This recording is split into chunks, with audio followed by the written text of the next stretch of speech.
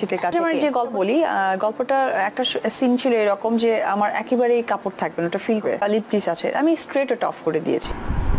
অপু বিশ্বাস নিজে কেমন চরিত্র নিয়ে অভিনয় করতে চান তেমন জানালেন, শুনুন তার মুখ থেকেই। এত বড় অভিনেত্রী হওয়ার কোনো দরকার নাই, আমি একজন মা, আমি আব্রামের মা, রাইট না? আমি অ্যাজ এ ওয়াইফ কারো নাম বিলং করি। সত্যি তিনি একজন অন্যরকম মানুষ, যে মানুষটির কাছ থেকে আমরা আসলে ভালো ভালো অভিনয়ই দেখতে পারি, শুধুমাত্র খোলামেলা জিনিস নয়। আমার ওই লিপ কিসেরও দরকার নাই, এত সাহসী, ধরো 2-4 লাইন লেখা হবে, ওয়াও অপু বিশ্বাস ভালো নয় করেছে, সাহসিকতা করে, আমার দরকারই নেই। আমার দরকার কি চমৎকার ভাবনা তার। বেলা শেষে তিনি একজন মা, তাকে ওভাবে দেখলেই কেন দেখা যাবে? ওটাই, অপু বিশ্বাস পারছে না, করি না। বেলা শেষে আমার সন্তান বলতেছে yes I love you mom, আমার মমকে নিয়ে এসে রেসপেক্ট কর। অনেকেই তো করছে সেরকম অভিনয়। তিনি জানালেন তিনি বেলা শেষে একজন স্ত্রী, একজনের নাম বিলং করেন।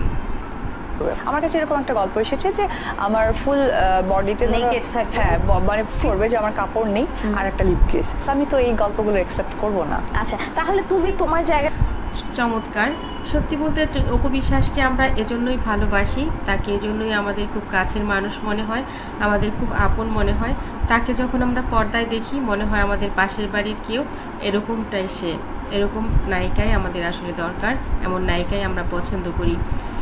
চিত্রনায়িকা অপু বিশ্বাস যখন সুপারস্টার শাকিব খানের সঙ্গে অভিনয় করতেন তখন তিনি ফুল স্লিভ জামা পরতেন, ফুল কামিজ পরতেন, এগুলোই। তাকে আমরা কখনোই পেট বার করা কোনো সিনেমাতে দেখিনি, এটাই সত্যি কথা।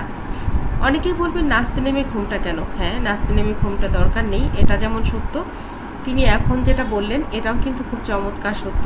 কারণ বেলা শেষে তিনি একজনের মা, তিনি বোঝাতে চাইলেন যে আমার ছেলে আবরাম খান জয়, সে বড় হচ্ছে, তার কাছে মাকে মায়ের মতোই যেন লাগে, সে ব্যাপারটা তিনি ধরে রাখতে চান। হ্যাঁ, যা তিনি একজন নায়িকা হবার দরকার ছিল, এত বছর ইন্ডাস্ট্রিকে বিলং করেছেন, ইন্ডাস্ট্রিতে ছিলেন, আছেন। হ্যাঁ, অনেক বড় জাতীয় পুরস্কার হয়তো তিনি পাননি, তাকে সেভাবে ব্যবহার করা যায়নি, কিংবা তার ভাগ্য সেরকমভাবে নাই। কিন্তু তিনি যেটা হয়েছেন সেটা হচ্ছে বাংলা চলচ্চিত্রে কিংবা এশিয়া মহাদেশে কিংবা সারা পৃথিবীতে জুটিবদ্ধ হয়ে যে এতগুলো সিনেমা একসঙ্গে করেছেন, এই ঝুলিও কারো কাছেই নাই। তাকে এই ব্যাপারে বিট করতে পারবে এমনও কেউ নাই। তার গায়ের রং, তার হাইট, তার সৌন্দর্য, তার কথা বলা, তার বাচনভঙ্গি সব কিছুই আলাদা, তার স্মার্টনেস অবশ্যই আলাদা। যদি আলাদা করে অপু বিশ্বাসকে সত্যিকারের একজন অভিনেত্রী হিসেবে, একজন মানুষ হিসেবে জাজ করা হয়, তাহলে অবশ্যই তিনি 100-তে 100।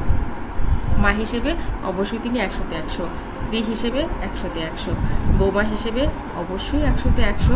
তো একটা মানুষের জীবনে আর কত অর্জন দরকার আছে? সুপারস্টার শাকিব খান সেটা বুঝতে পেরেছেন বলেই তো তার কাছে আবার ফিরে এসেছেন। বন্ধুরা, এই ভিডিওটি কেমন লেগেছে অবশ্যই কমেন্ট করতে ভুলবেন না। ভালো থাকবেন, ভালো রাখবেন প্রিয়জনকে। ধন্যবাদ আবারও।